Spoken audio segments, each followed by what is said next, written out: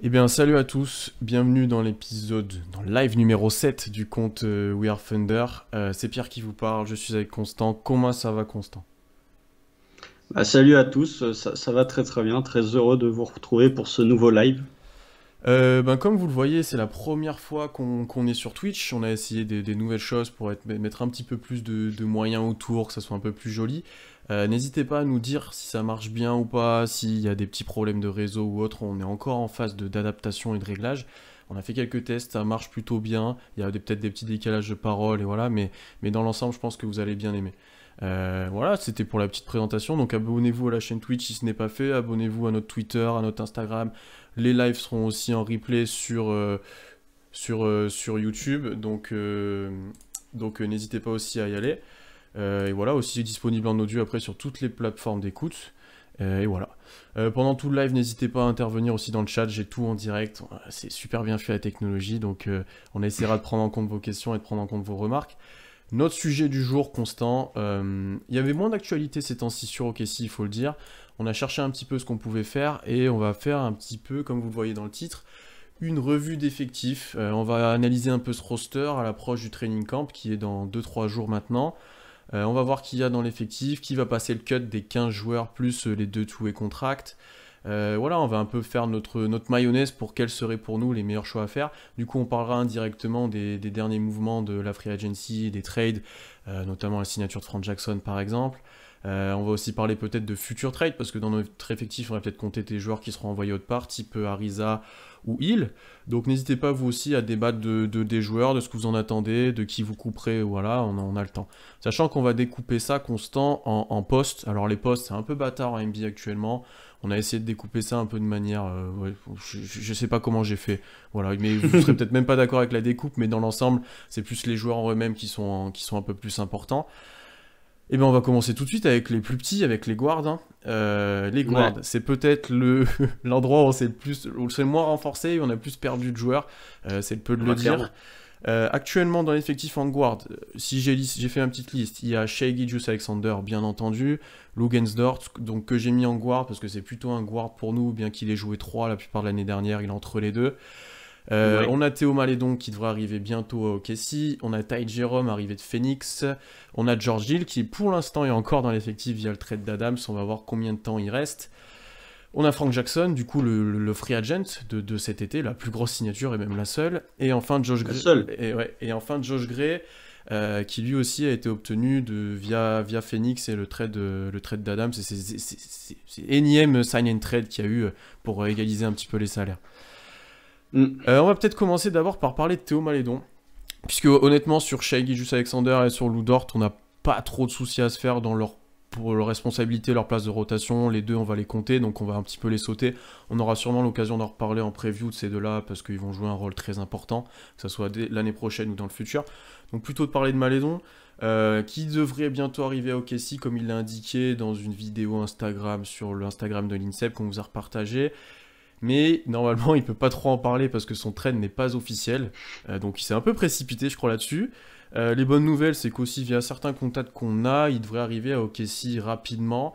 Mais d'après Joe Musato qui vient de sortir un article sur The Oklahoman, lui et Horford, qu'on verra ensuite, ne seront pas de la première semaine de training camp, justement à cause de ce trade qui n'est pas officiel. La première incertitude, déjà, c'est son contrat, Constant, donc je te laisserai peut-être imaginer un peu quel contrat il pourrait avoir, et ensuite, toi, quel rôle tu aimerais qu'il ait au sein de cet effectif dès l'année prochaine. Le rôle dans son effectif, globalement, on en avait un peu parlé, mais c'est de le ménager, entre guillemets. C'est de pas le faire starter au poste 1 directement, parce que c'est pas la Melo Ball, ça reste un rookie qui a été drafté au milieu enfin début de second tour. Ça sert à rien de le rusher et de le balancer dans une reconstruction en tant que starter au poste 1. Après, son rôle, ça va être probablement meneur en sortie de banc. Qu'est-ce qu'on peut en attendre? Qu'est-ce qu'on doit en attendre de cette saison de Théo Malédon? Je sais pas trop. Faut voir. La saison dernière qu'il a passée était pas exceptionnelle. C'est pour ça qu'il a chuté dans beaucoup de mocks, ou même qu'il a chuté à la draft tout court. Son rôle, je sais pas trop ce que ça va être en fait. Ça va être un peu de scoring, je pense, un peu de tir extérieur, un peu de création sur pick and roll, un peu de défense. Mais globalement, c'est surtout de voir s'il va être capable de s'adapter au rythme NBA, au jeu NBA, qui est pas du tout le même que le jeu en Europe. Hmm, complètement.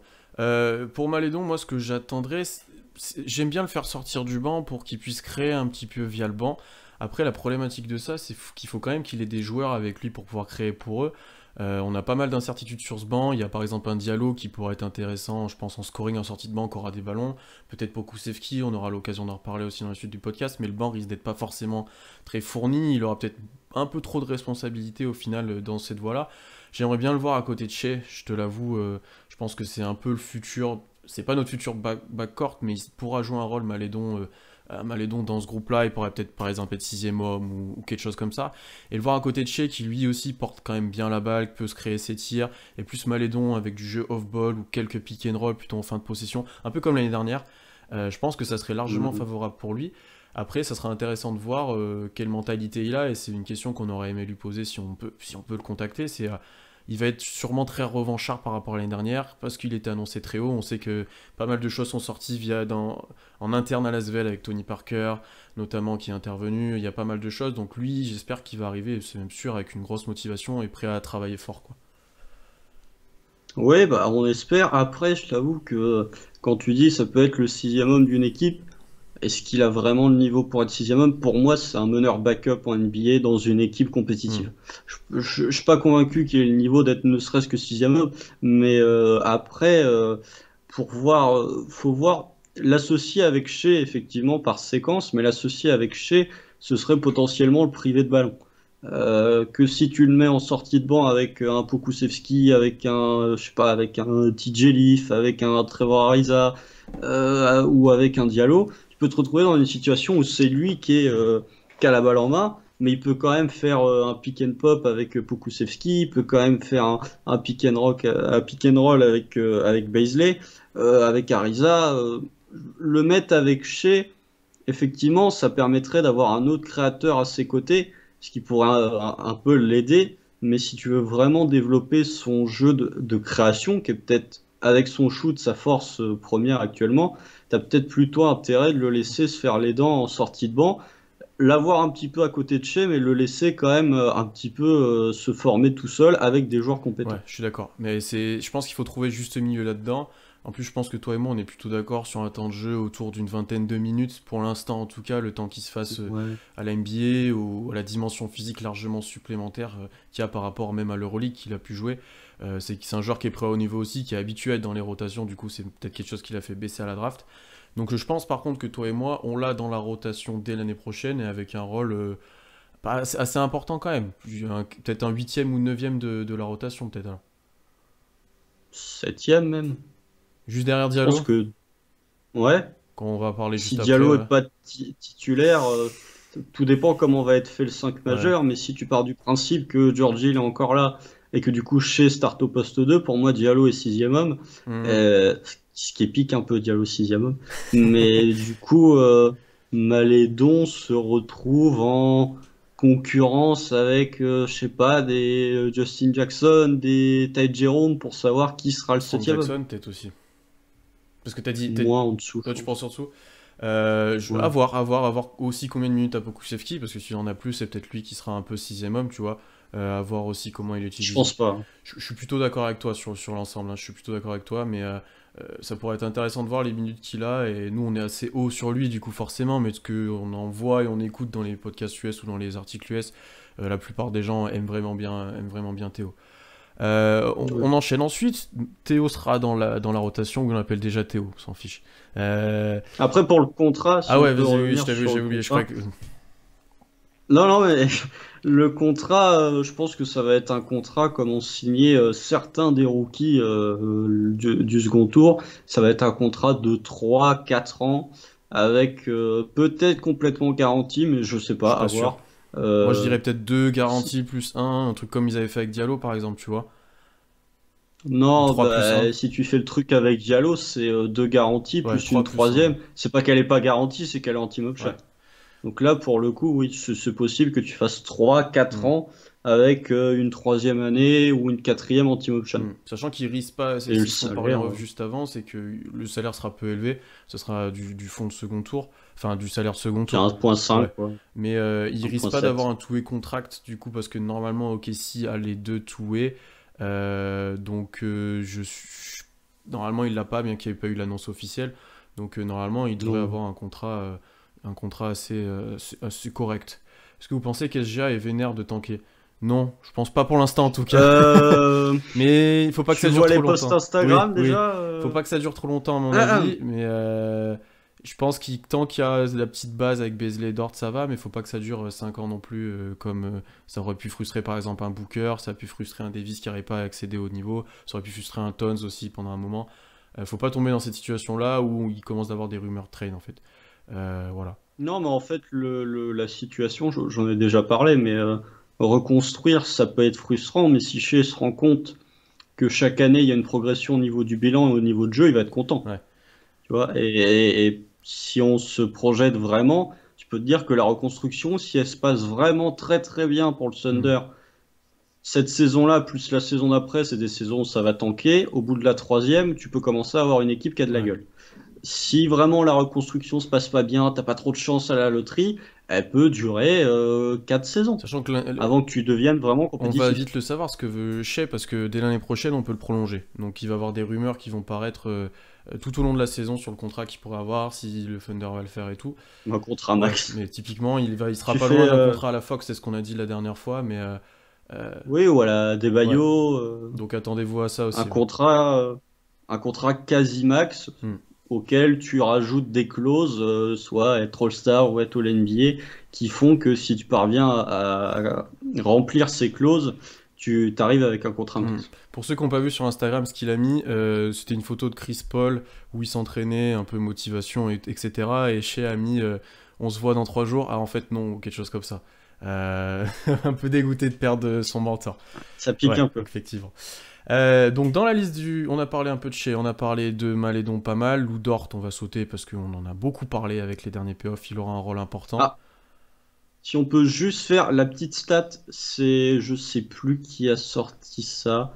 Bref, en saison régulière, Lou Dort, c'est 13% de usage Ouais. rate. En playoff, c'est 23. Oui, parce il lui laissait avoir la balle et il lui laissait tout faire, donc forcément. Oui, mais justement, tu arrives dans une situation où Lou Dort, la saison prochaine, il peut se retrouver à 23 en Ouais, saison ouais. régulière. Donc ça sera à suivre comment. Enfin, la chose à suivre pour Lou Dort, et ça on le verra en preview, ça sera à son tir, sûrement. Est-ce qu'il est capable de sanctionner à 3 points, et voilà, est-ce qu'il est capable d'évoluer offensivement, défensivement, bon, on est déjà sur des grosses bases. Est-ce qu'il va être capable de reprendre ce rôle qu'il avait un peu en université de Hum, hum, meneur et hum, hum, hum. d'être un peu Ouais. créateur? Le 2, non, parce qu'il y a alors Ford et Beasley, d'être un créateur supplémentaire dans ce Ouais. 5 majeur. Pour Lou Dort, c'est bon. Ty Jerome. Alors, Ty Jerome, cette fois, on le souhaite vraiment constant parce qu'on en a parlé, je pense, pendant 10 minutes dans notre podcast de la semaine dernière que je vous invite à aller écouter. Vous devez avoir les liens là sur Twitch à côté. On a fait un podcast sur le trade de Chris Paul avec Alex de Trash Talk et avec Lucas de Suns FR où on a parlé pendant un bon moment de Ty Jerome. Donc, si vous voulez un peu tout savoir sur lui, allez écouter ça. On le voit dans la rotation tous les deux avec un rôle mineur, mais qui va se battre un petit peu pour ses chances, notamment face à Frank Jackson, donc qui est la signature du Thunder de cette intersaison. Ouais.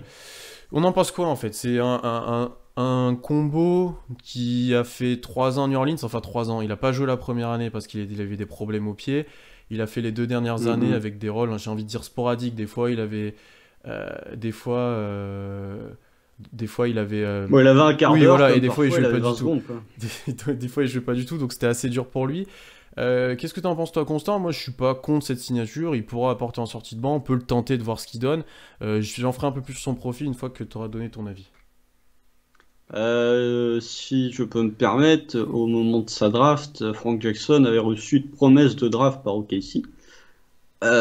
Promesse qui n'a pas été tenue, mais ça montre déjà que le management était plutôt intéressé par le profil. Pour ce qui est du joueur en 2020, je sais pas trop. En fait, tu signes un joueur parce que tu sais que tu vas avoir des galères au poste de meneur. Après, ce qu'il a montré à New Orleans, c'est-à-dire pas grand-chose et pas très convaincant. Il a un bout de tir, mais Hmm. même pas vraiment un bout de tir. Est-ce qu'il peut créer? Je sais pas. Est-ce qu'il peut défendre? C'est pas top non plus. J'ai des vraies incertitudes autour de Frank Jackson. Je peux comprendre la signature, mais je pense que si tu considères que Ty Jerome est un meneur, je pense que Frank Jackson, c'est le troisième meneur de cette rotation. Donc son profil, si jamais il se développe, bah, tu peux avoir un profil intéressant de combo guard. Mais d'ici à ce que le profil se développe, Hmm. va y avoir du temps, si jamais ça arrive. Après, pour le coup, même concernant son poste, je pense que Daigneault, il a moyen de faire beaucoup de tests, il peut bien alterner selon les blessures, selon les formes, etc. Il peut tenter beaucoup de choses. Les trades. Les trades aussi. Par exemple, il peut faire une rotation à la main avec Jérôme et Malédon, et au poste 2, juste chez Jackson, il peut tout intervertir, il peut faire un peu ce qu'il veut sur ses postes de guard, c'est un peu dur à voir. Euh, pour Jackson, en fait, j'aime bien son profil de potentiel scoreur. Je dis bien potentiel, un peu créateur, mais pour Potentiel. lui-même. Ça va être un joueur qui va essayer de scorer par lui-même sur des drives, sur des crosses, sur du tir à mi-distance par exemple. Ce qui est un peu décevant, comme tu l'as dit, c'est que son tir a pas forcément cliqué en NBA. Il est pas efficace là sur les matchs qu'il a pu jouer, surtout à 3 points. C'est pas fou. Il manque de création pour les autres, c'est ce qui en font pas forcément un bon meneur et plutôt pour moi un combo un peu à la Rodrigue Bobois sur ceux qui suivaient avant, un peu dans ce style-là, bien qu'il soit peut-être moins talentueux, Ah mais oui. dans le style. Par contre, ce qui est intéressant avec lui, c'est que c'est un profil qu'on n'a pas. Il est assez petit, il fait qu'un 90 si je peux dire. Par contre, il est très musclé, c'est une boule, un petit peu à la Dort, enfin beaucoup moins costaud, mais un peu une petite Moi, boule. Du coup, lui, défensivement ou dans l'impact physique, il peut être intéressant s'il se donne les moyens, bien entendu. Donc, pourquoi pas en fait. On n'a pas son contrat, on sait pas combien de temps il a signé, on sait pas qu'est-ce qu'il y a de garantie, on sait pas le salaire. Mais si c'est à moins de 3 millions et que c'est 1 plus 1, c'est oui, largement cool. c'est à moins de 3 millions. Oui, oui, ça doit être à 1,7, 1,8, et t'as une deuxième année qui est pas garantie. Mm, mm, mm. C'est un contrat d'un an, de manière globale. Mais bon, après, Frank Jackson, est-ce que parmi les jeunes à potentiel que tu pouvais signer, il n'y avait pas d'autres joueurs qui étaient peut-être plus intéressants que Frank Jackson sur les postes 1 et 2? Je sais à qui tu penses parce qu'on Euh, en a parlé, je te laisse. Bah, t'as fait la description d'Alonso Trier, donc quand t'as dit est-ce que ça peut être un scoreur pour lui-même qui défend pas, qui est plutôt athlétique, Alonso Trier, au moins lui il a un bout de shoot, donc. Ouais, Mais bon, c'est un peu le même non, style mais de joueur, hein, après, on a débattu de ça, c'est un peu le même style de joueur.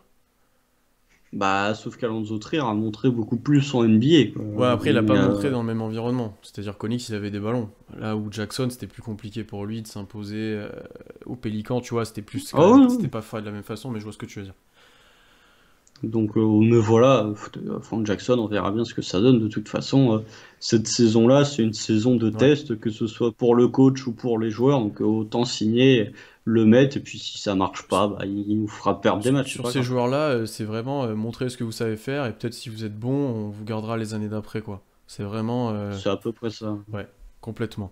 Donc on a fait les principaux, on arrive ensuite à l'interrogation un petit peu actuellement de l'effectif, c'est George Hill qui est arrivé dans le trade de Steven Adams, qui pour l'instant du coup ne peut pas être tradé, donc ne soyez pas à l'affût d'une news de trade, parce que pour l'instant c'est pas possible, il faut qu'il y ait une période de latence, donc normalement 30 jours, mais elle a été réduite avec le Covid, enfin c'est assez C'est bordélique. 60 Ouais, jours en saison ouais. normale et 19 cette Donc les saison. 30 Puisque c'est... saison J'ai vu condensée. 30 passer, en fait non, pas de 30.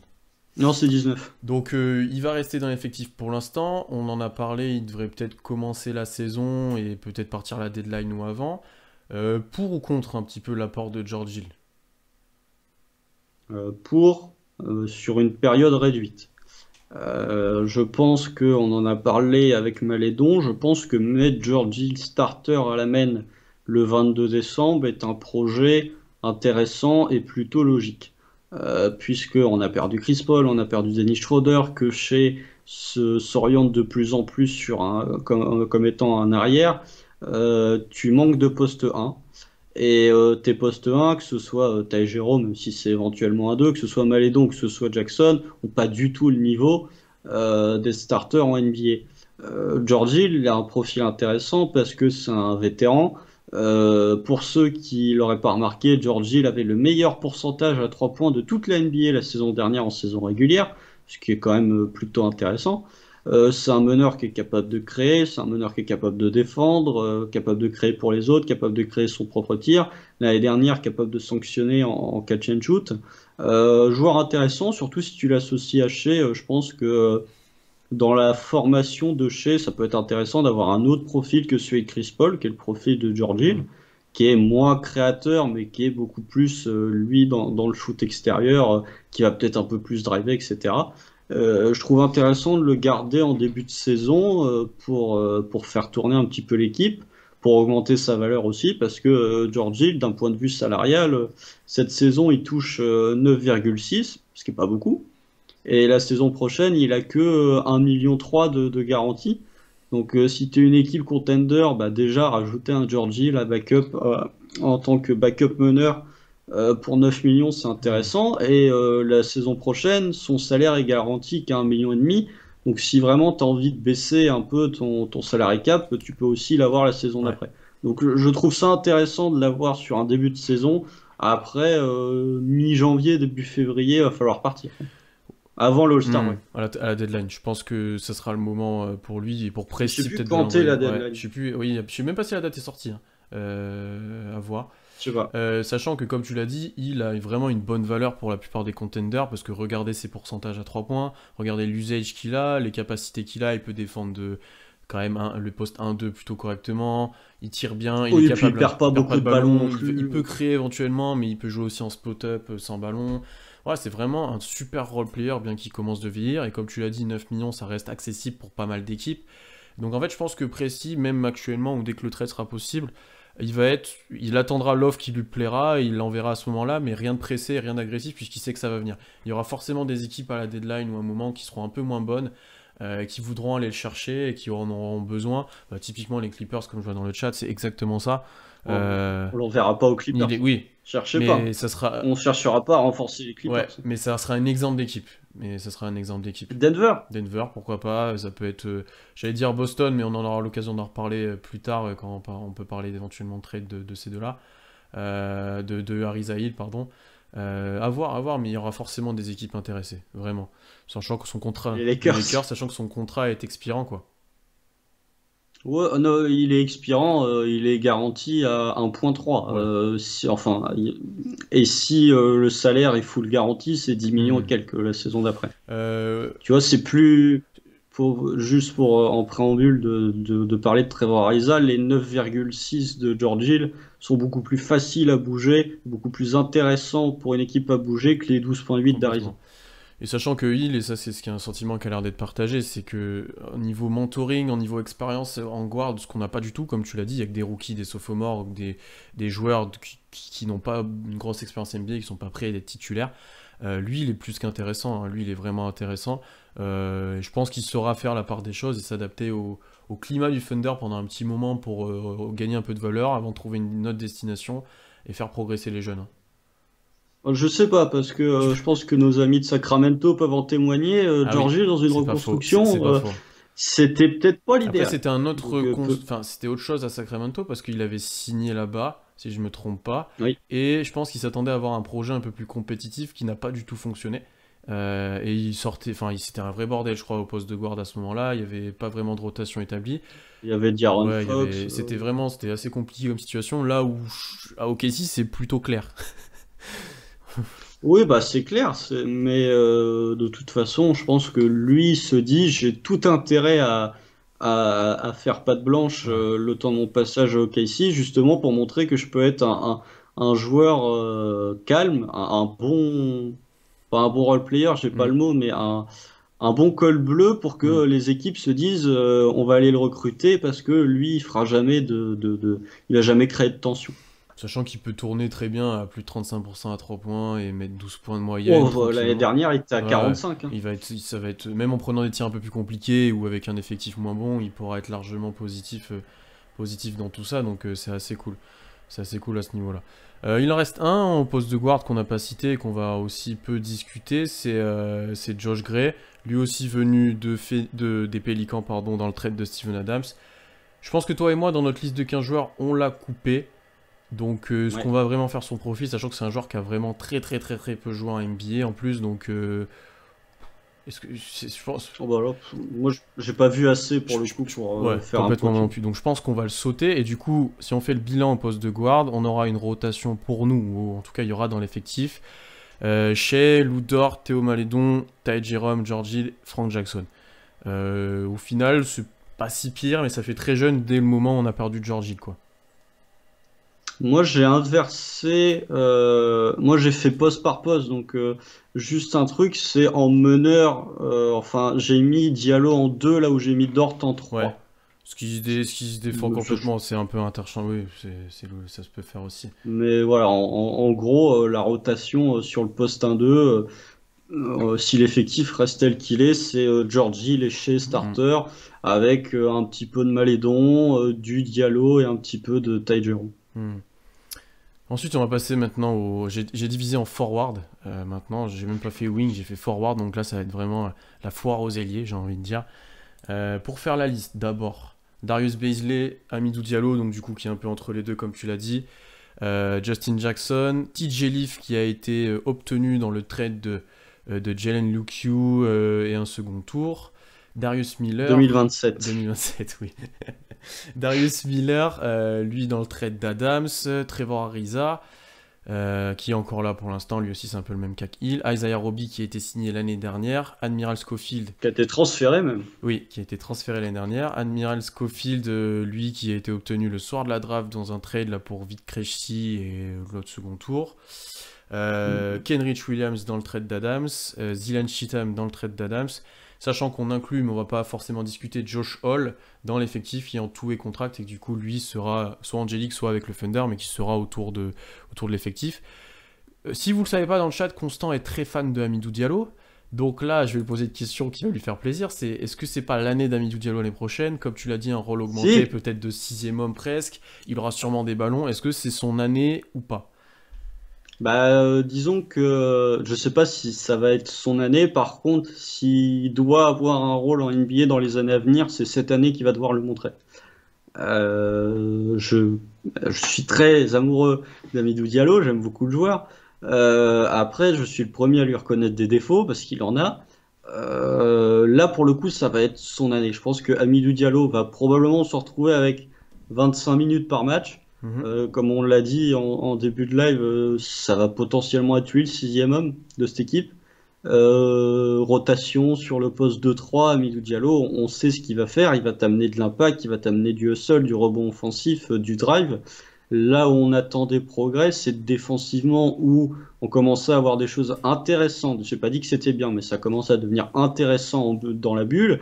Et son tir extérieur qui, là aussi dans la bulle, semblait avoir progressé, même si encore une fois, concernant Amidou Diallo, c'était pas extraordinaire, mais il y avait des progrès. Il y avait des progrès. Voilà, à voir ce qu'il va faire. C'est en tout cas, si Amidou Diallo doit être un joueur de rotation NBA dans les saisons à venir et si il doit vraiment participer et faire partie du projet du Thunder après la reconstruction, c'est l'année prochaine qu'il va falloir le montrer parce que même juste contractuellement, c'est sa dernière chance.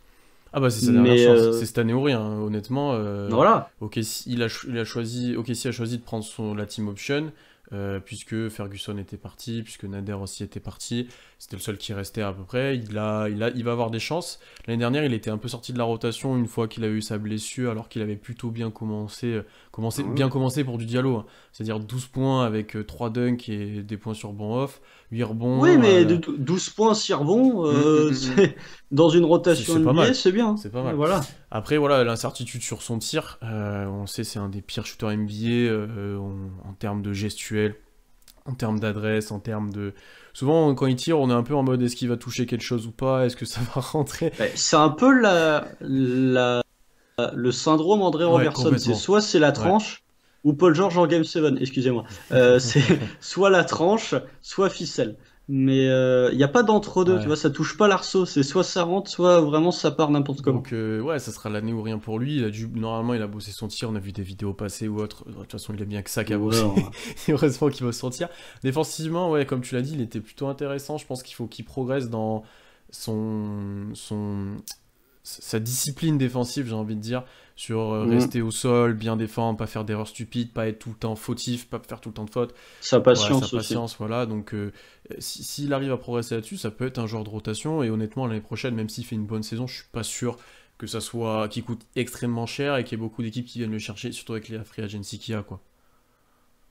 Non, et puis tu peux te retrouver dans une saison l'année prochaine où, sans faire de preview, mais Diallo peut se retrouver en 14 points, 6 rebonds. Ouais, Tu vois, moi, je suis plus non, bas que toi là-dessus, bah, mais si tu le fais jouer 25 minutes, ouais. qui va être les scores si c'est lui ton scoreur principal en sortie de banc, lui il va les prendre les Hmm. tirs. Je dis pas combien de tirs il va prendre par match, je dis juste le nombre de points. Ouais. Mais ou en tout cas, allez, s'il se retrouve en 12 points et 5 rebonds, bah tu peux te dire que Ferguson n'aurait pas mis 12 points et 5 rebonds, que Burton n'aurait pas mis 12 points et 5 rebonds, que Nader aurait mis 12 points et Ouais. 5 rebonds, mais aurait laissé 45 points scorés par son adversaire en face. Euh, Non, non, Pourquoi pas, moi. je te trouve un peu haut, mais bon, ça c'est ton amour pour Diallo. Mais déjà en 10, Non, mais 10-4, je suis si tu le fais honnêtement jouer 25 minutes, 10-4, 10-4, c'est ce qu'il faisait, ça, en saison rookie oui, mais quasiment. c'était pas régulier. C'était par flash. Et c'était dans un pain effectif. Parce que, est-ce que Diallo, alors certes, il va avoir plus de temps de jeu, il va avoir plus de ballons, mais il profitait aussi de l'attention qui était captée par les autres joueurs, hein. Parce que lui, il mettait beaucoup de coupes, il sanctionnait sur du rebond off. Voilà, il captait. Lui, il était laissé par les défenses complètement. Là, il sera peut-être un peu plus surveillé, surtout en sortie de banc. En sortie de banc, ici, il n'y a que lui, quoi. Bah, c'est pour ça que si tu te retrouves dans une situation où Coach Marc, parce que je vais pas dire son nom de famille, sinon je vais passer pour un con, mais si le coach décide de faire starter chez en 1, Dort en 2, pourquoi pas mettre Diallo en Ouais. 3? Ou Diallo Hmm. en 2 et Dort en 3, ils sont interchangeables les deux. Mais du coup, tu peux te retrouver dans une situation où bah, tu as alors Ford au poste 5, tu as Shea, bah, Diallo peut profiter. Mais après, quand je te dis qu'il peut tourner en 12 points et 6 rebonds, j'ai pas dit que ça allait être super Hmm, régulier non hmm. plus. Je pense que tu as des matchs comme dans la bulle où Diallo va te faire un 28-10. C'est arrivé dans la bulle, checker les stats. 28-10 avec un 3 sur 6 à 3 points, et le match d'après, il va te faire un 5 points de rebond à Ouais. 1 sur 7. C'est peut-être Et ça aussi en justement, axe de progression, c'est sa régularité du coup. C'est une chose qu'on n'a pas dit. c'est Ouais. ce que j'allais dire. Hmm. Bon, assez du débat Diallo, donc on a pas mal d'espoir en lui, on sait peu de le dire, notamment Constant. Ah, moi, j'en ai. Darius Bezley, on en a beaucoup parlé aussi dans nos précédents épisodes si vous n'avez pas vu. C'est l'année sophomore, il a prouvé pas mal de choses même dans la bulle. On aurait aimé le voir plus en playoff. On a pas mal d'espoir. En 2 mots, Constant, Darius Bezley l'année prochaine. Deuxième meilleur joueur du Thunder. Ça peut être le projet, ça peut être, on en reparlera en preview, mais il y a moyen, surtout s'il y a des trades qui arrivent. On va plutôt aborder maintenant les fins de rotation, puisque c'est là que se situent les incertitudes, surtout que là il y a du monde. J'ai vu pas mal de choses sur Justin Jackson, on va peut-être commencer par lui. Je vais donner mon avis, moi j'apprécie le joueur, mais sans en être fan. Il a du basket, il a un bon tir, il est capable de jouer, capable de faire beaucoup de choses. La seule problématique, et qui est un peu contraire à la politique du Thunder, c'est que physiquement, c'est un peu limité, surtout pour jouer à l'aile, ce qui a l'air d'être son destin. Mais est-ce que lui, il aura une rotation? Est-ce qu'il sera capable de retrouver son adresse d'il y a 1 ou 2 ans où il tournait un bon pourcentage à 3 points? Est-ce qu'il sera se mettre en valeur dans cet effectif-là? Je ne sais pas. Je pense qu'il aura quelques minutes. Je pense qu'il aura quelques minutes en sortie de banc. À voir s'il est capable de limiter la case défensivement pour gagner ses minutes. Parce que je pense que même avec Daniel, c'est comme ça que ça va marcher d'abord pour OKC, je pense. Bah, avec Coach Jagnote, oui, de toute façon, c'est pas le fils de Billy Donovan, enfin le fils spirituel de Billy Donovan pour rien. C'est un coach défensif first, ce qui va, je pense, nous énerver la saison prochaine. Mais à mon avis, Justin Jackson, s'il défend pas, reconstruction ou pas, il risque de vite sortir de la rotation. Moi, pour son temps de jeu, je suis peut-être un poil plus haut que toi parce que je pense que il a quoi, 24-25 ans. Il a montré en NBA par séquence, mais il a quand même montré de tout ce groupe de forward là, dont on va parler juste après, c'est peut-être celui qui a montré le plus de Ouais. choses. Si t'exclus Trevor Ariza, c'est peut-être lui qui a montré le plus de choses et il reste encore relativement jeune, enfin 25 ans c'est jeune, et du coup tu peux te retrouver dans une situation où si jamais Trevor Ariza s'en va, bah ton backup au poste 4 ça peut potentiellement être Justin Jackson. Donc à voir le joueur, il a vécu une saison vraiment compliquée à Dallas la saison dernière. Euh, à voir s'il va être capable de rebondir au Thunder. Et pour quasiment tous ces joueurs, en fait, tous ces joueurs qui n'ont pas prouvé grand-chose cette saison, c'est du pain béni parce qu'ils vont avoir le temps de jeu pour prouver qu'ils ont du talent. Donc encore une fois, concernant Justin Jackson, un bout de shoot, pas tanké physiquement, mais en même temps, quand t'adores, bon, ça va t'aider un peu. Mais voilà, à voir. Mais potentiellement, il a un petit bout de Hmm. potentiel qu'on pourrait Oui, c'est exploiter. ça, ouais. J'ai un peu de mal à le voir en 4 par contre, parce qu'il est petit, il est pas très costaud. Je pense que par exemple un Leaf lui prendra des minutes si jamais il manque quelqu'un en poste 4, tu vois, après le départ d'Ariza. Je le vois vraiment comme uniquement un 3, voire bah, pas un 2, mais presque quoi. Vraiment dans le même style que. Oh, mais si Ah, si tu t'expérimentes. expérimentes, après tu peux mettre Shea en 4, hein. Il a la taille presque. Non, tu peux faire jouer Dort Oui, en 4 oui, qui fait ouais. des screens Ça, par contre, ça risque d'arriver. Ça a été fait en playoff l'année dernière. en Ouais, donc playoff. c'est pas du tout exclu de le voir. Euh, Ça risque non, non, d'arriver. oui, il risque d'avoir des expérimentations. Après, en 4, je pense pas qu'à terme, ça soit la meilleure solution. Mais lui, typiquement, je comprendrais qu'il y ait pas mal de personnes dans le chat et des espoirs en lui ou que ouais, il fasse des bonnes perfs des fois. Je pense que ça serait régulier, par contre, un petit peu comme ce qu'on a dit d'Amine Diallo. Je pense qu'on va chercher, même globalement dans l'effectif du Thunder, un peu de régularité. À part via Shea, je pense qu'il lui sera régulier. Il aura peut-être pas des super pourcentages, mais il scorera. Peut-être Baisley, mais après en termes de régularité, ouais, il Horford, mais on les compte pas vraiment. Mais sinon, ça va peut-être ça le manque un petit peu. Tu regardes sur Basketball Référence, l'année dernière, Justin Jackson, il joue la majeure partie de son temps au Ah poste ouais, 4. ils le mettent. C'était à Dallas? 56, ouais, 56% du temps poste 4. Ouais. Ils l'ont même fait jouer pivot parfois, bon bref. Alors Mais pour le coup, j'y crois pas. Enfin, j'y crois pas trop, dans le sens où j'ai peu d'espoir que ça marche vraiment, mais ouais, pourquoi pas. non, mais tu vois, 2 m 01, 100 kilos, bon, poste 4, dans une Hmm. NBA qui est de plus en plus smallballisée, si t'as... Bon, alors effectivement, faut pas le mettre avec Pokusevski au poste 5, parce que alors là, sinon, Physiquement, mais ça va c'est être dur. même Ouais. plus du... Non, mais c'est même pas ça, c'est que ta défense, c'est même plus du gruyère, là, je ne sais pas, faut trouver autre chose, mais à voir si tu... En fait, le problème, c'est qu'on n'a pas de poste 5, tu vois, là où on avait un... Si t'avais encore Nerlens Noël, ça me poserait pas de souci de le faire jouer Hmm. poste 4. Là, pour le coup, ta rotation au poste de pivot, c'est alors Ford et Mike Muscala, des pivots qui sont pas connus comme étant ultra athlétiques. Donc là, potentiellement, ça pourrait poser Hmm. problème. Mais à voir. Mais en tout cas, comme tu l'as dit, un joueur qui peut potentiellement se développer. Et s'il pouvait revenir à son niveau, au niveau qu'il avait au moment où il était à Sacramento, pourquoi pas? Pour répondre aux questions un peu dans le chat, oui, il y a beaucoup de joueurs au Thunder actuellement, et c'est pour ça qu'on parle de certains qu'on va couper et qu'on fait un peu ce podcast, c'est pour dire qui sera dans les 15 derniers pour nous. Voilà. Donc oui, il y a beaucoup de joueurs au contre. Des Non, 67 joueurs qui restera. non, il y en a plus ou moins 24 selon comment on compte sur les joueurs qu'on a juste les droits, qui viendront peut-être pas, on en parlera en fin de podcast, parce qu'on n'en a pas parlé pour l'instant. Du coup, j'étais un peu aussi, j'ai un peu commencé de parler un peu de TJ Leaf. Lui aussi arrive en fin de contrat rookie. Il a eu peu de temps de jeu à Indiana, alors il y avait un peu d'espoir autour de lui parce qu'il était drafté assez haut au premier tour. À Ouais, 17. il a profité pas mal aussi LA de Lonzo Ball, hein, on va se le dire. Euh, Ah bah oui, oui. il profitait pas mal des C'est passes de d'ailleurs pour Lonzo. ça qu'il est Ouais, drafté c'est un aussi peu haut. pour ça. Il a un profil, pour ceux qui connaissent pas, de 4 un peu à l'ancienne. Gallinari de Wish, genre vraiment. Parce que Bon, il shoot pas. il est censé shooter. C'est ça le truc. C'est pour ça que je dis ça. Ouais. Il est censé shooter extérieur et c'est d'ailleurs ce qui en faisait une force normalement à son entrée à la draft, c'est qu'il ça doit être un stretch fort capable de tirer de loin. Donc Ah, mais là, et il les là il les prend prend même même pas pas les les tirs tirs. et il les a jamais mis. Donc c'est ce qui pose vraiment problème avec ce joueur-là. Il a du coup essayé de développer d'autres qualités, que ça soit sur short roll, que ça soit un peu de drive, etc. Mais ça sera jamais son point fort parce que c'est pas le joueur le plus athlétique non plus de NBA. Honnêtement, est-ce que c'est un pari qui peut être gagnant TJ Leaf ou c'est juste pour récupérer un second tour et que de toute façon, Gianluca, il aurait pas joué non plus?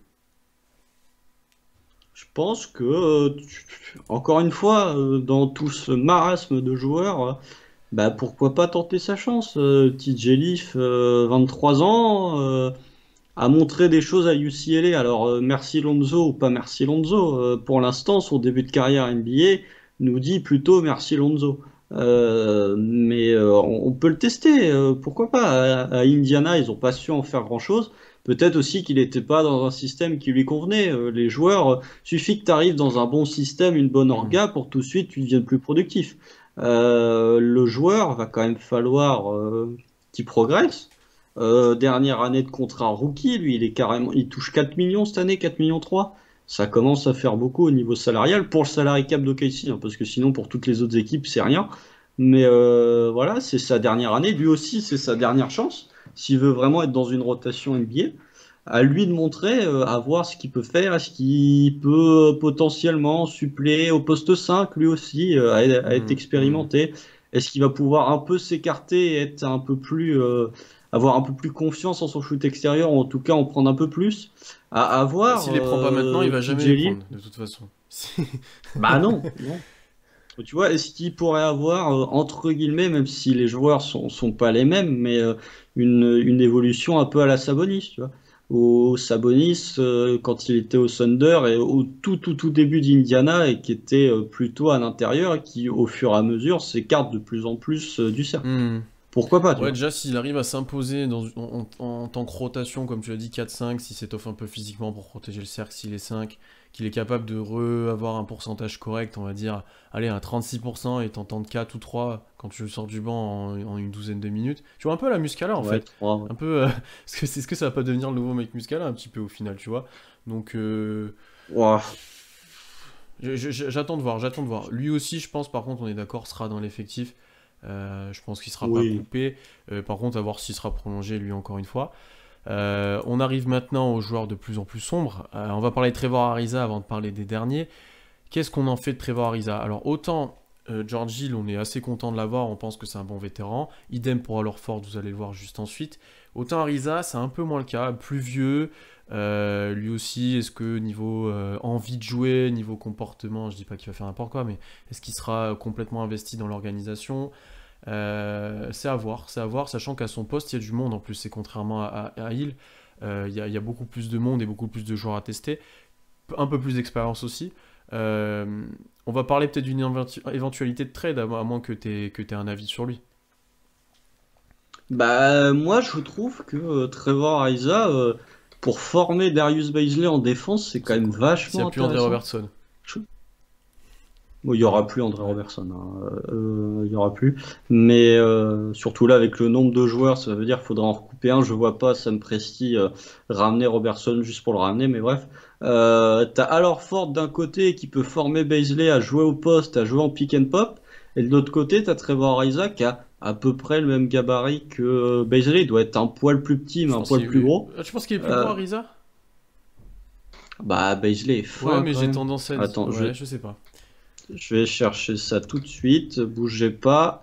Ariza 2,03,97 Ouais, BZ, et Bazley doit être plus ça doit être à grand. peu près kiff-kiff. Il fait Ouais. 2,03,94. Donc il mesure la même taille et Ariza fait 3 kilos de plus. Mais comme Bazley sera passé à la salle cet été, ils C'est le feront le côté même poids. athlétique peut-être qui m'a dit Euh, que Beasley était un peu plus physique que ça, tu vois, où je vois plus Ariza aller chercher des points sous le cercle et aller pousser des mecs, quoi. oui, mais Beasley le fait pas ouais, énormément non ouais. plus. Non, voilà. Ou quand il le fait, il explose au Ouais. contact. Donc, mais vraiment, si tu peux avoir Al Horford qui te forme sur pick and pop et au jeu au poste, un petit peu à la création, parce que Al Horford c'est un très bon Hmm. créateur, plus Ariza qui te forme en défense, je trouve que pour le développement de Bazley, là où pour le coup l'année dernière, tu avais Steven Adams et Danilo Gallinari qui sont pas, que ce soit d'un point de vue création ou d'un point de vue défense, surtout pour Gallinari qui sont pas les plus Hmm. grands maîtres, bah je trouve que ça peut être intéressant encore une fois d'avoir une espèce d'opposé par rapport à la saison précédente. Après, lui concernant son temps de jeu, je sais pas comment il va être utilisé. Est-ce que coach Dagnot va préférer l'utiliser lui plutôt que des jeunes, ou est-ce qu'au contraire il va préférer lancer des jeunes et économiser un peu le temps de jeu de Trevor Ariza? Je sais pas, lui de son côté, il s'est quand même retrouvé dans 4 trades Ouais, ouais. différents en 10 jours. Quelle va être son envie? Je sais pas. Après, avancer un peu sur ce que tu dis, ce que tu vas dire au Hmm. niveau du trade, comme j'ai dit tout à l'heure, Ariza, son salaire est 8, 12 millions,8, ça commence à faire beaucoup dans un salary cap. Ouais, complètement. Pour Ariza, en fait, je suis pas contre le garder, je vois très bien ce que tu veux dire en termes de formation, c'est quand même le free and D avant l'heure, au début de la NBA des années 2010, même maintenant. Non, il est intéressant dans son profil. Après, il est plus vieux. Je pense que c'est la pièce que moi je bougerais le plus par rapport à Hill et Horford. C'est pour ça aussi que j'en parlais comme ça. Et par rapport à ces deux-là, ou en tout cas par rapport à Hill, je pense qu'on peut réussir presque à obtenir un premier tour. Et Ariza, ça sera des seconds tours ou un seul même. Ça sera pas grand-chose en échange. Tu vois, ouais, je suis un peu moins fan du joueur et j'ai plus envie de laisser, tu vois, de la place à Bazley pour le coup. On sait un peu ce qu'il peut apporter, bien que je comprenne le côté formation. Pour parler de son... Non, mais Bazley, tu le mets en. Bazley, tu le mets en starter et Trevor Ariza, tu le fais en sortie de banc. Trevor Ariza, sur la vingtaine de matchs qu'il a joué avec Portland, il était quand même en 11 points, 5 rebonds, 2 passes, une interception et demie à 40% à 3 points. Tu Hmm. vois, c'est pas un joueur, Oui. pas un joueur inutile, quoi. Par contre, oui, c'est ce que j'allais dire aussi, c'est que c'est pas un joueur qui va te faire gagner beaucoup de matchs, qui va t'en faire gagner même plus, mais c'est un joueur qui te permettra peut-être de jouer un peu mieux et de mieux développer. J'en suis conscient complètement. Pour parler des trades un peu de Hill et d'Ariza, il y a une grosse théorie actuellement pour ces deux-là, c'est que ils soient dans le trade, dans un sign and trade de Gordon Hayward, qui enverrait du coup Gordon Hayward aux Hornets. Les Hornets ont besoin de gagner du cap pour pouvoir le signer au contrat qu'ils lui ont proposé, qui est faramineux, et donc voudraient se séparer de Nicolas Batum. Et nous, on pourrait absorber Nicolas Batum avec l'option de la trade exception obtenue dans le trade de Steven Adams, avec des tours de draft. Et dans cet échange, on pourrait par exemple envoyer à Boston Trevor Ariza, George Hill, voire les deux, peut-être même probablement les deux. Les deux, c'est compliqué C'est les deux. compliqué les Tu deux. peux Peut-être envoyer plus un Hill. des deux, mais les deux. Un des deux, on va Oui, dire. Mais plus Hill, à mon avis, bien qu'ils aient signé Jeff Teague. Donc, c'est peut-être une possibilité comme ça. Et qu'on en pense quoi de de ce potentiel trade-là? que si on récupère le contrat de Nicolas Batum juste contre 2 secondes tours, c'est même pas la peine. Parce que je vois de plus en plus de gens qui disent OKC prend les 27 millions de Nicolas Batum contre 2 secondes tours. Si tu prends le contrat de Nicolas Batum, pour moi, il y a forcément un first qui est quelque part. Voilà, je dis ça en passant, juste pour nos amis de Boston. Calmez-vous, on le donnera pas comme ça. J'espère. Mais oui, ou alors vraiment c'est que enfin, On fait un t'as cadeau. récupéré déjà. En fait, c'est que c'est même pas essayer de profiter un peu de nos trade exception qui sont monstrueuses de valeur, quoi. Mm, mm, mm. Puis même si tu prends les 27 millions de Batum, même si ça rentre dans ta trade exception, tu te fais un peu plus mal au niveau salary cap parce que tu as beaucoup moins de flexibilité Complètement. financière pour prendre des gros Ouais. contrats au cours de la saison. Euh, Après, pour revenir sur le trade d'Ariza, pour moi, je pense que George Hill sera la pièce des deux. George Hill sera la pièce qui bougera en premier et que Trevor Ariza est peut-être potentiellement un candidat au buyout. Mhm. Parce que tu as une équipe qui aura pas voulu aller le chercher après, enfin avant la trade deadline, que du coup, une fois la trade deadline passée, Ariza va être coupé et que là, pour le coup, il sera courtisé par toutes les équipes NBA en candidat après le buyout. Mhm. Parce que, encore une fois, son salaire, même s'il est expirant, son salaire de quasi 13 millions, sachant qu'il y a de moins en moins de contrats toxiques qui ont été signés en NBA parce que les contrats de 2016 ont quasiment tous disparu, sauf celui de Batum, font que ça devient de plus en plus difficile d'échanger un joueur nul avec un gros salaire pour récupérer un joueur fort avec un salaire moindre. Sachant qu'en plus, Batum, ne vous attendez pas à le voir jouer au KC, hein. Il sera coupé dès qu'il sera Ah obtenu. non, non, non. Il mettra pas un pied à Oklahoma, c'est sûr et certain. Il ira signer chez une équipe un peu plus forte. Je pense qu'il voudra essayer de le relancer et de l'avoir en sortie de banc. On va enchaîner un petit Mhm. peu. On a passé pas mal de temps sur ce dossier-là. Il nous reste en forward les derniers arrivés. Isaiah Roby, Admiral Schofield, Kenrich Williams, Zilan Cheatham. Qui tu gardes là-dedans, toi, Constant, dans ton roster à 15, qu'on résumera ensuite, mais qui t'intéresse le plus là-dedans et qui tu gardes? Kenrich Williams et Admiral Ok. Schofield. Parce que d'un point de vue strictement salarial, Schofield a encore une année garantie après cette saison-là à 1,7, ce que n'ont pas les autres. Et Kenrich Williams parce que je crois un minimum en ce joueur, je crois un minimum en lui, Mm.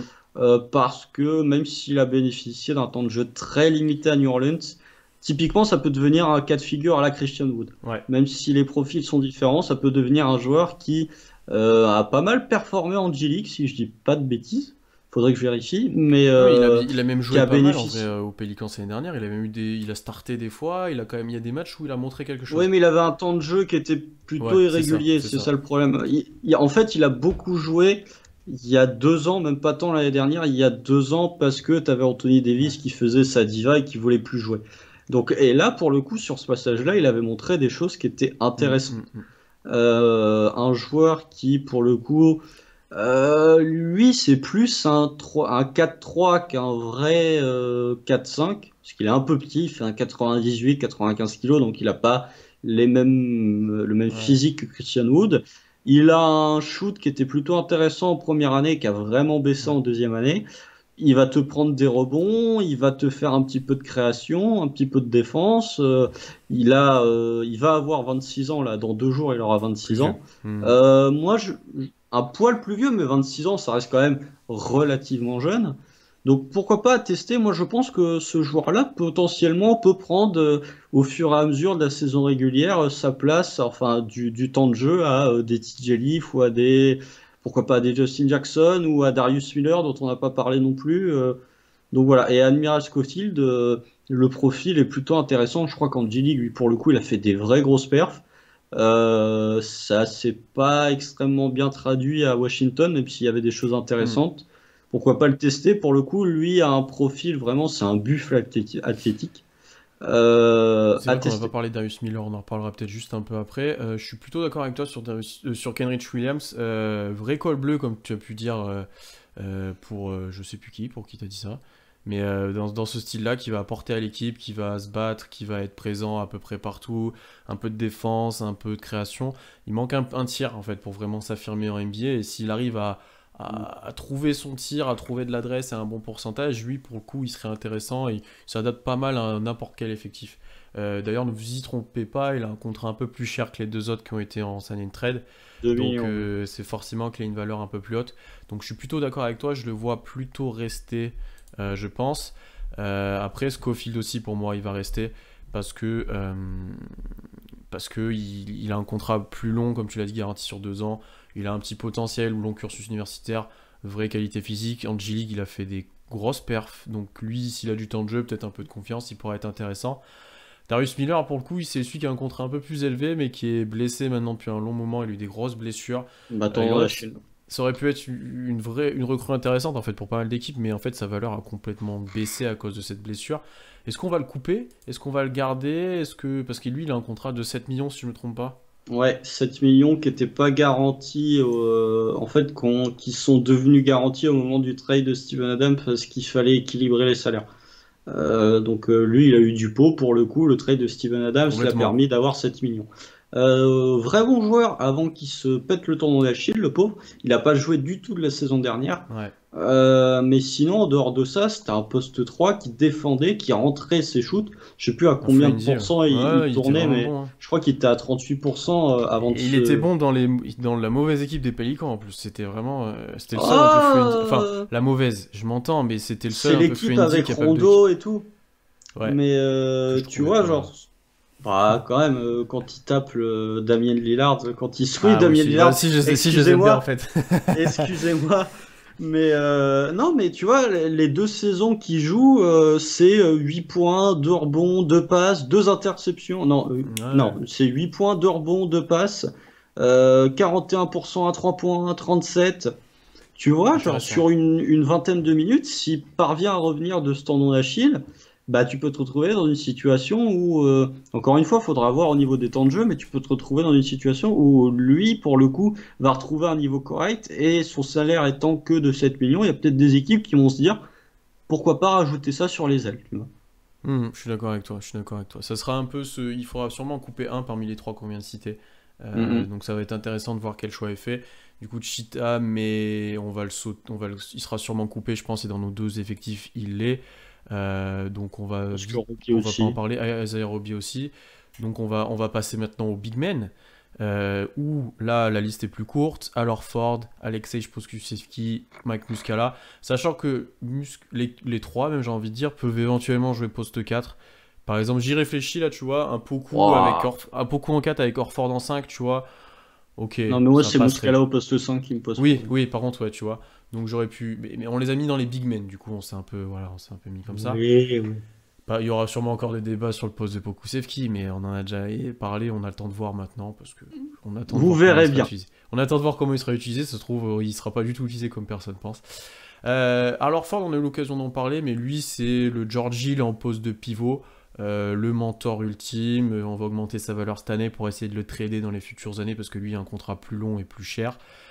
Mm. Non, ouais, qu'est-ce qu'on peut rajouter à ça? Bah, qui va être très bien, je pense, dans cet effectif et que les gens vont se rendre compte que alors Ford, c'est pas qu'il est devenu nul en une intersaison, c'est qu'il avait Joel Embiid au poste 5 et qu'on lui a dit Ouais. vas-y, joue en spot-up, Al. Alors que c'est Et pas du tout ce que tu dois demander à alors il Ford. joue en 4, Donc, il joue... non, non. Pour le coup, il sera beaucoup mieux, je pense, utilisé l'année prochaine. Il permettra à tous les joueurs autour de s'exprimer aussi. Ça, c'est assez important si on veut pouvoir les développer, bah, si on tu veut vois, les mettre en valeur. tu peux te retrouver dans une situation où t'as alors Ford au poste et t'as Shea qui essaye de se démarquer off-ball, Ouais. ou t'as Bazley, ou t'as Dort, enfin bref, tu peux te retrouver dans une situation que je trouve intéressante et alors Ford, encore une fois, tous ceux qui râlent sur son contrat, effectivement le contrat est élevé, mais déjà il y a cette année qui a 27,5, la saison d'après qui a 27 et celle d'après où il y a que 13 millions de garanties. Quand t'es dans... De toute façon, cette année et l'année prochaine, c'est des années qui compteront pour rien.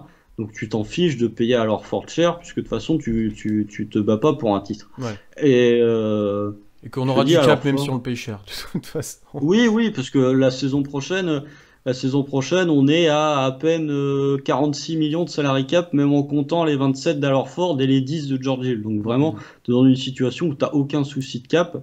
Et je te dis, va former les jeunes, la raquette avec Beasley, je suis très curieux de voir ce que ça va donner parce que je trouve que c'est plutôt complémentaire et vraiment les gens vont se dire ah mais oui mais en fait alors Ford ça reste un bon joueur de basket. Mm. Je peux me tromper mais je pense que vraiment ça va être le cas et que lui pour le coup bougera pas et que pendant un an on va augmenter sa valeur et qu'on verra à la prochaine intersaison. Faut faire une Chris Paul avec lui. En fait, il arrive un peu, personne n'en veut, il faut s'en séparer absolument. Daryl Morey, c'était sa Mhm. priorité de s'en séparer et il faut qu'on augmente sa valeur, que des équipes soient susceptibles d'aller le chercher pour se renforcer en fait.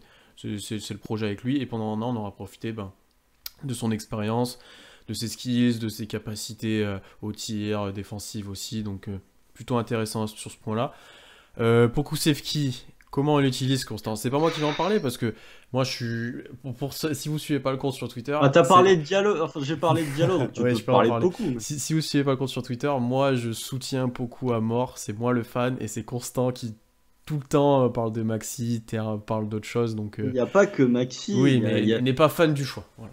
Ah non, non, je suis pas fan du choix du tout. Du coup, de mon côté, c'est un peu comme Malédon. Je pense qu'il faut l'utiliser une vingtaine de minutes en sortie de banc, qu'il ait un peu de ballon, qu'il prenne le temps de se développer physiquement aussi pour s'étoffer face à la NBA. Prendre son temps avec lui, ça c'est certain. Pour moi, je le vois à terme, en tout cas en tant que poste 5, surtout défensivement pour qu'il protège le cercle parce qu'il fait quand même 2,15 m. Parce que ça sera plus facile pour lui dans un premier temps d'utiliser cette taille-là pour protéger le cercle et pas aller se déplacer tout autour de la ligne à 3 points et défendre sur des extérieurs et des 3 qui sont supra-physiques des fois. En plus, en poste 5, à part défendre le pick and roll, au final, il peut juste rester sous le cercle. Bon, voilà. Bah oui. Et Peut après, défendre en voilà. zone. Ouais. Et utiliser en attaque, que son tir se transpose en NBA, qui monte des flashs de création, de drive, qu'il a pu faire beaucoup avant, mais qui jouait à bas niveau. Et voilà, après, il va falloir être très patient avec lui. Ce sera une bonne surprise si dès l'année prochaine, il apporte, par exemple, comme Bazley l'année dernière, par exemple, ce sera déjà très bien s'il a cet apport-là. Ouais, ouais. Alors, que ce soit le temps de jeu ou l'apport, vous attendez pas des choses extraordinaires de la part de Je pense qu'il aura Pokusevski là. moins qu'une quinzaine de minutes à terme. Enfin, à terme au 16, bout. 17, Ouais. Ce mais qui est comme max. Bazley, hein. C'est comme Bazley, hein. Oui, mais Bazley a pas fait des tours en G-League. Là où je pense que Hmm. Pokusevski peut en faire. Moi, Hmm. Pokusevski, de toute façon, pendant un an, limite, je le garde au chaud, je l'envoie dans Ouais. un 7-Eleven ou dans un KFC, mais je lui fais prendre du poids.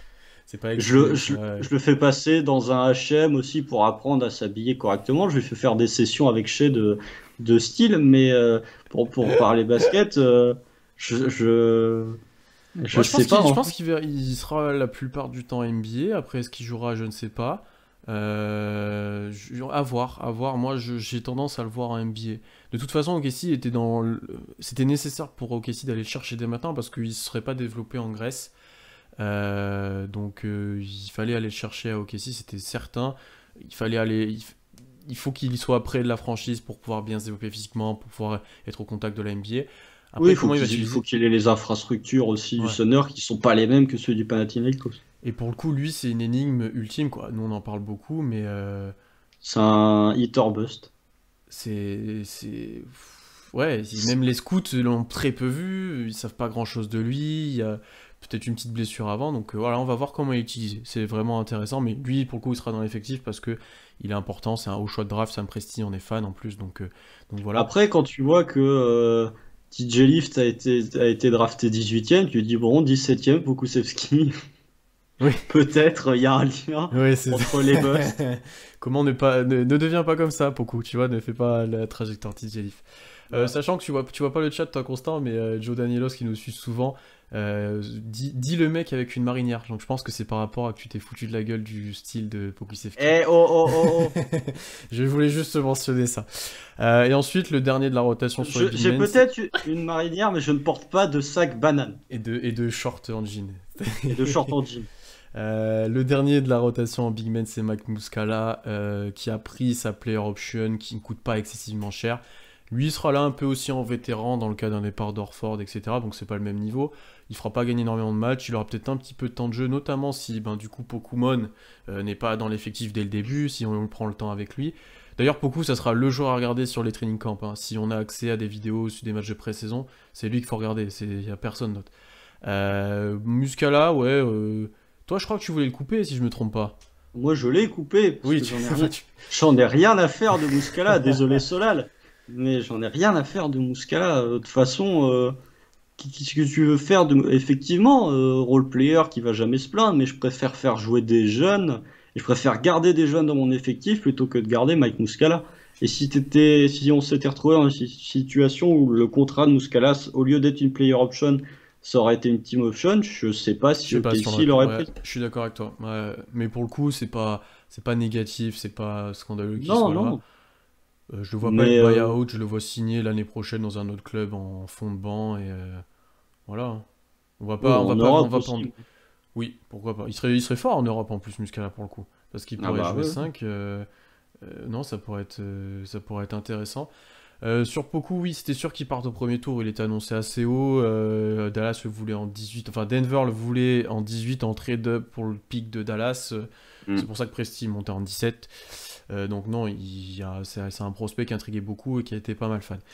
On a fait un peu le tour de tous les joueurs, Constant. Est-ce que tu as sous les yeux tes 15 joueurs plus tes deux two-way contracts que tu veux Ouais, garder? Vas-y, je je te les laisse ai. faire ta liste. C'est le moment, les autres, de screener ou d'enregistrer pour se foutre de sa gueule dans quelques temps. Ouais, bah alors vous prenez des notes. Très bien. Avec la marinière en plus, vous prenez des notes.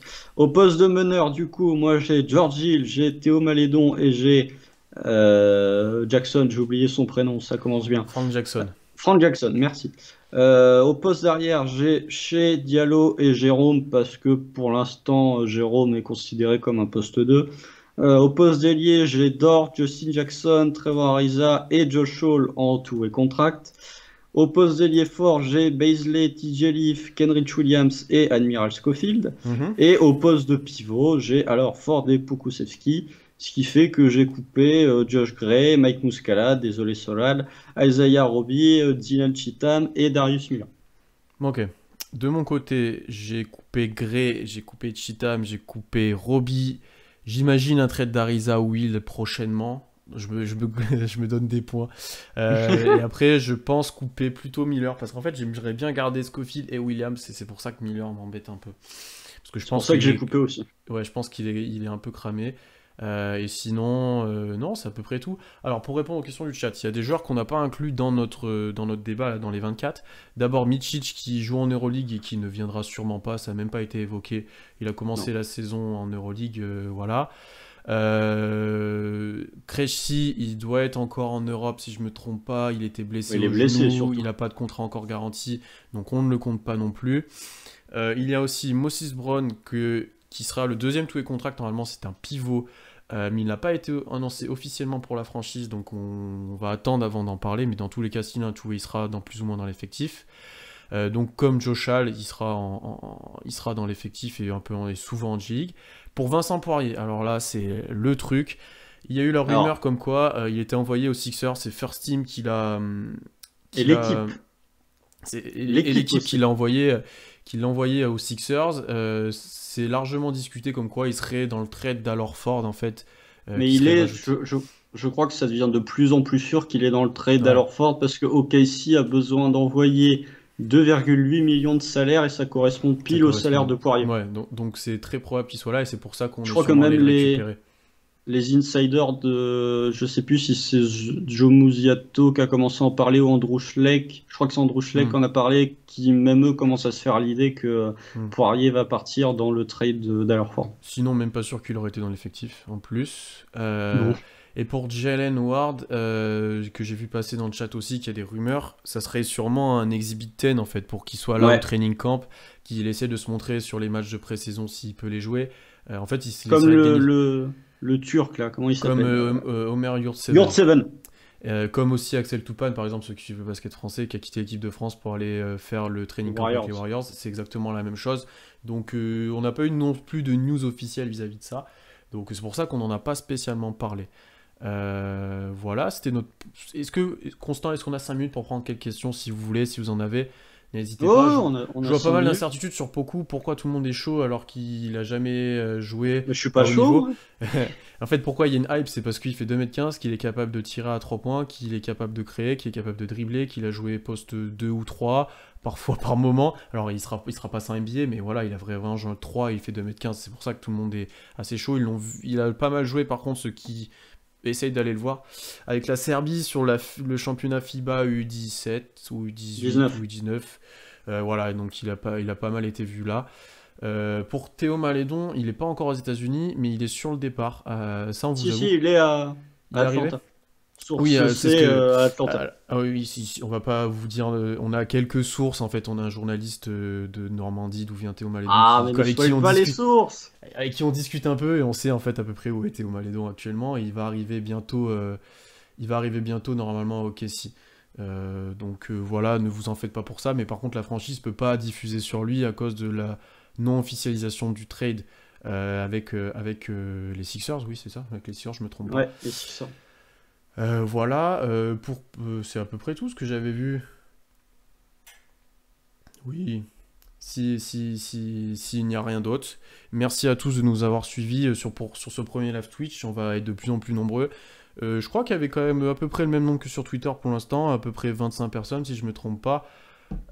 Donc c'est assez cool. Merci à vous, ça a été très actif sur le chat. Il y en a qui ont servi un peu de pompier pour parler à tout le monde, en plus répondre à toutes les questions quand on pouvait pas, donc c'est assez cool.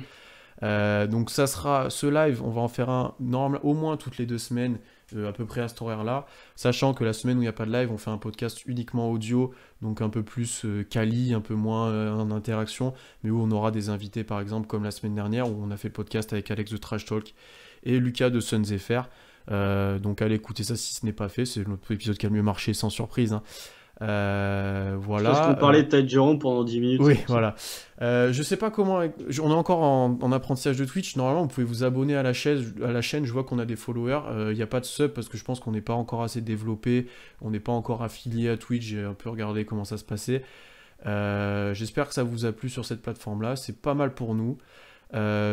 Ensuite, allez voir notre site web wearethunder.fr qui est écrit en bas, où on publie tous les articles normalement tous les jours quand il y a des news. Là, ça va reprendre les matchs, donc on aura de quoi faire. Pareil, suivez notre compte Twitter @wearethunder.fr. On est bientôt 5600. On aimerait bien être 6000 avant le début de la saison, donc parlez-en autour de vous aussi.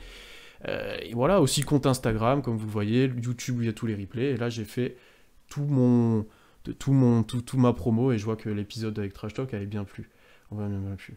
Donc plutôt cool pour tout le monde. À bientôt du coup. Et salut, merci à tous. Salut!